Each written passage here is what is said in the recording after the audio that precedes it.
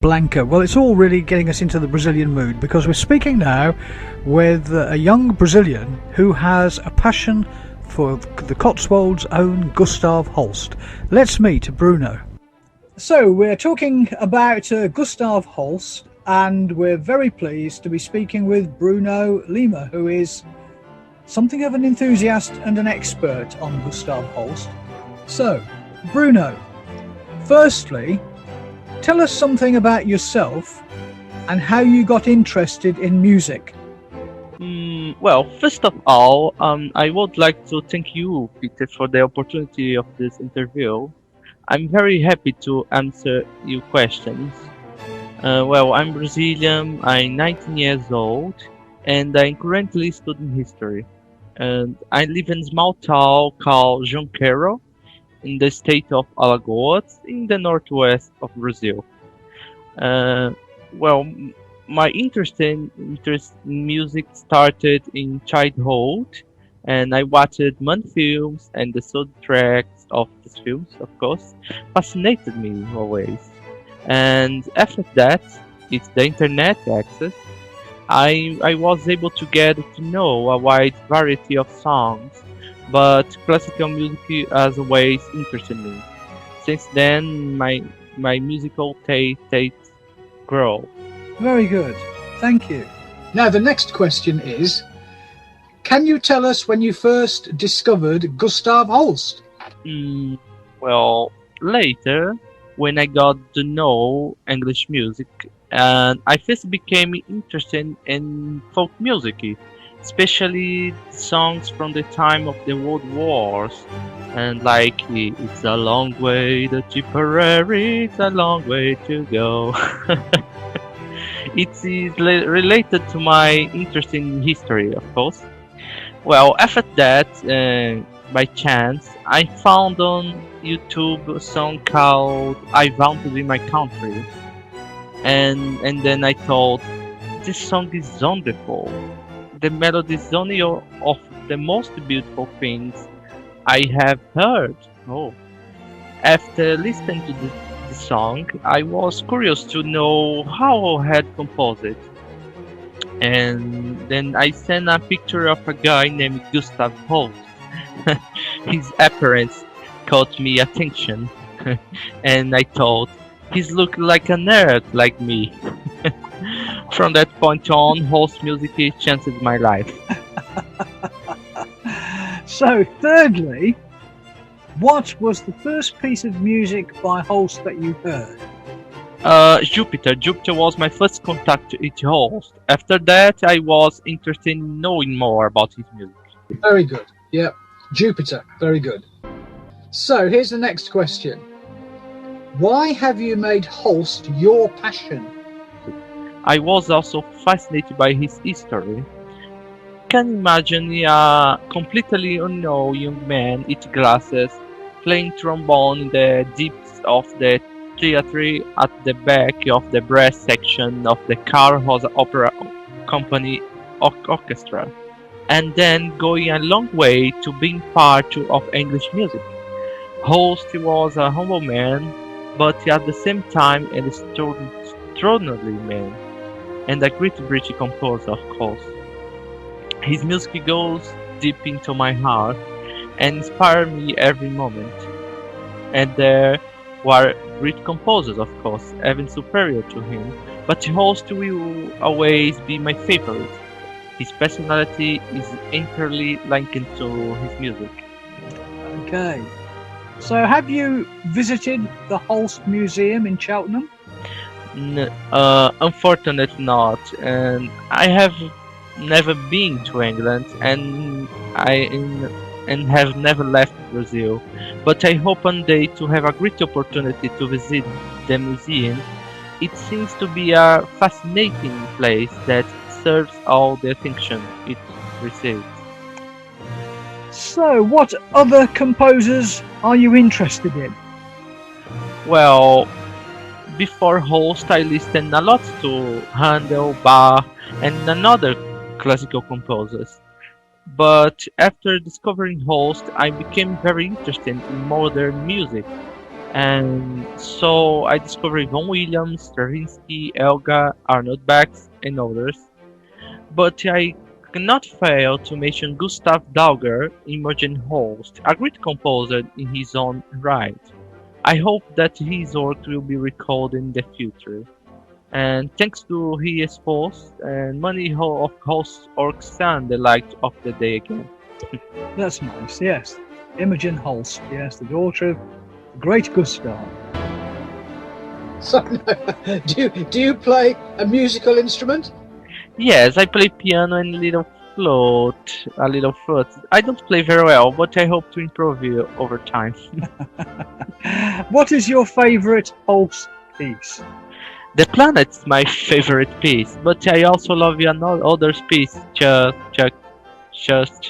as the Claude Mensuja, the Choral Symphony, St. Paul Suite, the Concert Band Suite, and others. Holst has pieces as good as The Planet, and even better. I also really like Holst dark works, like Egdon Heath. It's a very deep and wonderful piece of music. Hmm. So, tell us about your film on Gustav Holst. It was in early 2019 that I read about the lost films in an old article on the BBC website.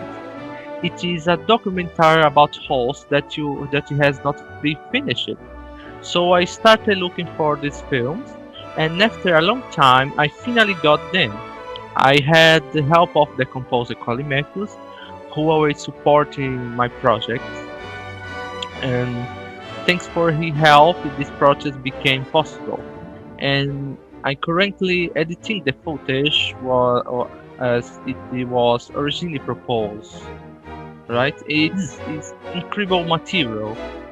It has interviews with Imogen Holst, Edmund Hubra, and Michael Tippett, as well as testimonials from some older ladies who were students of Holst. These were recorded in the late 17th. 17th? Yes. So all the interviews are dead, of course. I needed to finish the film this year, I hope, and publish it in YouTube, no profit. My goal is for people to get know more about Holst, especially about his personal life. He was a fantastic person. In fact, there are other films about Holst, like Tony Palmer's films, for example. And on YouTube you can find a 1982 film called Imogen Holst Recalls His Father.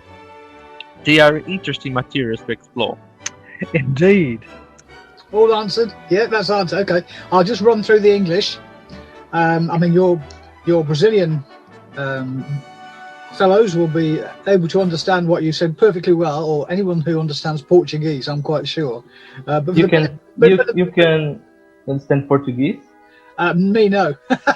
I can't, but anybody listening who is Portuguese will be able to understand what... I can understand you, and you not can understand me. No. Well, we're doing quite well, I think. And what do we know about Holst himself conducting his works? Well, it was in the 1920s that Gustav Holst conducted the first recordings of his works. He recorded The Planet is the acoustic process between 1922 and 1923. He then recorded other works such as the St. Paul Suite, Benimora, Two Songs Without Words, and the the marching song Banging Filler for a Mercury record. It's occupied only off the side of the recording. All recordings were made with the London Symphony Orchestra and were played by London Symphony Orchestra.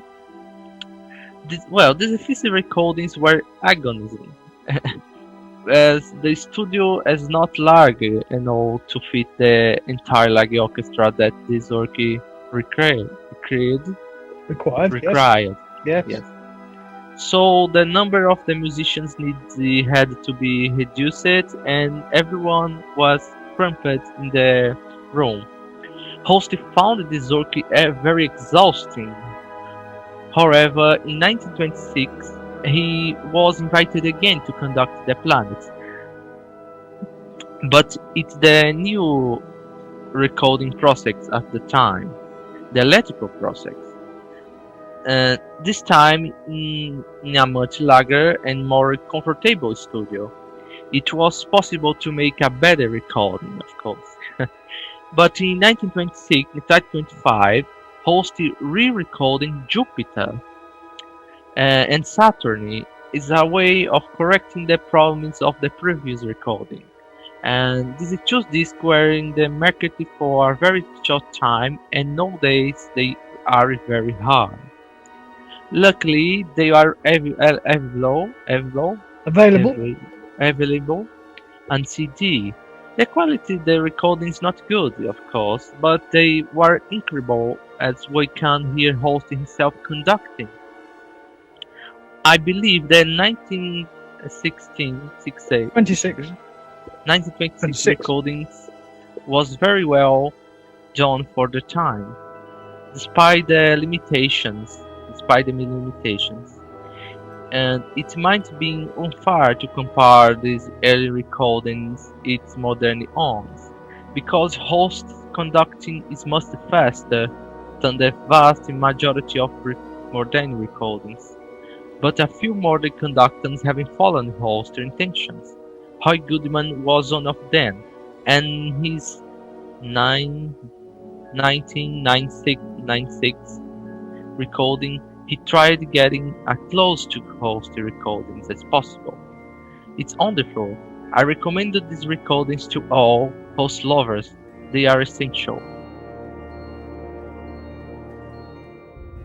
Bruno, thank you very much for telling us about your passion for Gustav Holst, telling us something about his conducting his works and something about the film that you're putting together. Thank you very much for joining us here on Cooler Classics. It's a pleasure to answer your questions. Thank you. Thank you.